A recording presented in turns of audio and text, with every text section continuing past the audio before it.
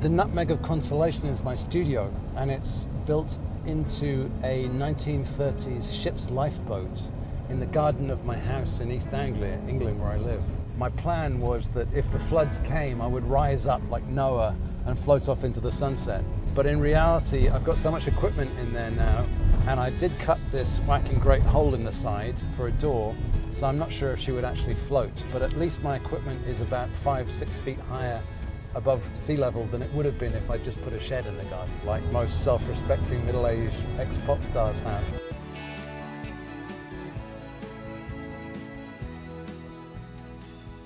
So I'm here at the George Washington Bridge in New York City. Under the bridge is the famous Little Red Lighthouse, and I've never seen it before. I read the story when I was a kid, and I'm really looking forward to seeing it in the flesh.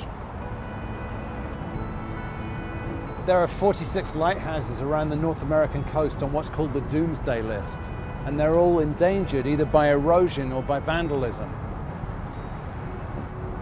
And many of them are going to disappear, and I think we'll be sad when they're gone. So many people have a soft spot for lighthouses, and they represent so much memory to people, and I just sort of feel we have an obligation really as a society to keep them here as long as we can. You know, standing right here, I don't really hear any music. All I hear is the thunder of hundreds of tons of metal overhead, you know, as the traffic rolls over the George Washington Bridge. I think the soundtrack to this particular location would be Lou Reed's Metal Machine music. I think that would be appropriate right here. You know, it's strange because my lighthouse in East Anglia, England, is way taller than this. It's almost as high as the bridge itself. And so this one is just tiny by comparison, and it's just dwarfed by the George Washington Bridge. But it's magnificent all the same. My lighthouse has burned since 1792, and it stands out on a spit of barren land that was once owned by the Ministry of Defense, and it's surrounded by unexploded bombs. And I did a sort of clandestine commando raid on the island so I can spend the last night of the lighthouse on the island with it. It's really sad that a lot of them are falling into disrepair. And there's a sentimental side of you hopes that, as in the book, The Little Red Lighthouse, eventually there'll be a big storm and a fog, and it'll turn out that the little lighthouse was needed after all, and it'll be brought back to life. That's what we dream of. I'd made an album called A Map of the Floating City, which was really about my homecoming and about the experience of going back there after 25 years living in the USA. And it was a very inspiring place for me to work and do my album. Then I heard that the lighthouse was closing that I've known since I was a kid, and there was a sort of collective sense of grief among the inhabitants. And I decided to make a film about it and document the closing of the lighthouse and try and capture the last flash of the light. Given that I'm a kind of a maverick filmmaker and musician both, I've always learnt a bit of DIY when it comes to the tools. And I found that the process of shooting video and editing it myself on my laptop was in some ways very similar to editing audio and music for a song. You take chunks of media and you stick them together and they look like crap, but you massage them a little bit and it starts to turn into something.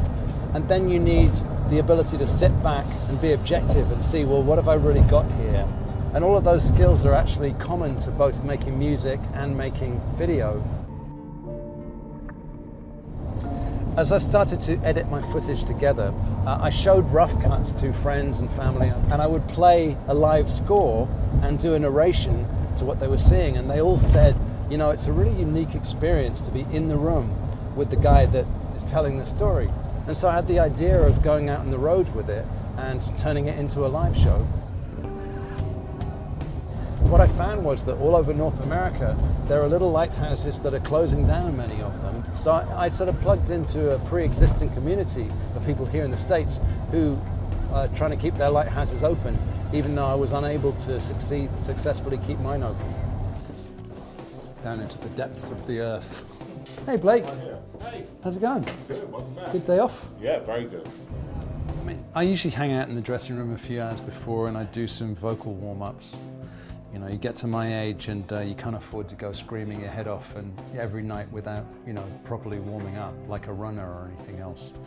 I have two performers on stage. I'm playing a keyboard and playing an instrumental score while doing the narration and breaking into song. I have like 6 songs in the film from my entire catalogue.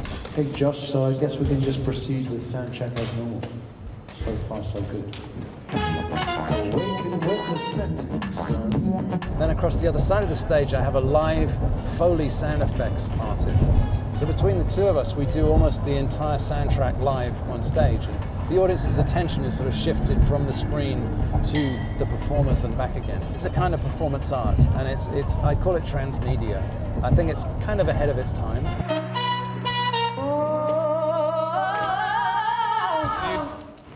On the Invisible Lighthouse, I'm doing what we're calling live Foley.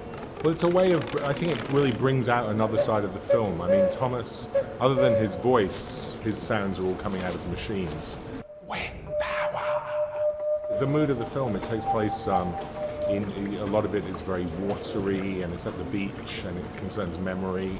And there's a way that you can evoke those feelings, I think, with organic sounds in a different way than you can using keyboards. The response has been great. I mean, I wasn't really sure if what I'm doing is even interesting, especially when I'm in the distance and you can't really see too much the texture of what I'm doing. But people have been responding very, very well.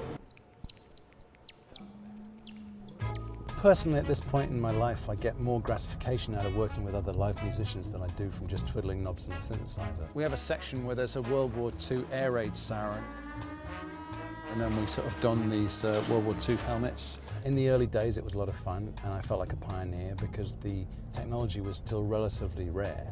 Nowadays, you know, your smartphone has probably got better synthesizers on it than I had back in those days.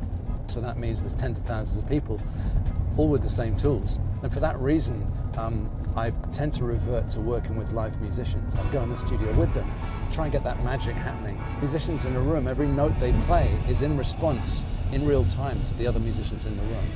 So you just get a different interaction between the instruments when you have musicians playing in a room than you will ever get from arranging and stacking lots of synthesizers. I sort of simulate a lighthouse at one point. It's interesting because many of my contemporaries from the rock music world that are my age, Peter Gabriel and Sting and Brian Eno and so on, and the ones that are still around have become sort of ambassadors in a way for the art. And so I think that my role going forwards is more as a collaborator with younger artists. I know a lot now that I wish I knew when I was in my 20s, and I sort of feel there's a legacy there to pass on. And I think the most successful musicians that are emerging now will be people that have learnt this stuff, you know, from very young and have become masters of it in their own back rooms. And they won't need record companies, they won't need film studios, they're just going to be mavericks like me. Yeah, can I imagine myself back in my 80s heyday? You know what? My heyday is now, so screw you.